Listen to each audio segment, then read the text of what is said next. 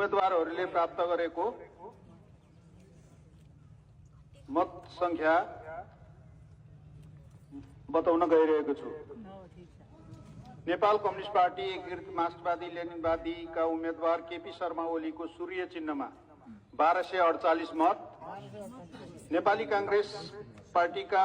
उम्मेदवार मन्दरा चिमरियाको रूप चिन्हमा 185 मत, नेपाली कम्युनिस्ट पार्टी का उम्मेदवार रञ्जित तामाङको 5 कुने तारा चिन्हमा 129 मत, राष्ट्रिय स्वतन्त्र पार्टीका उम्मेदवार बालेन्द्र शाहको घण्टी चिन्हमा 5200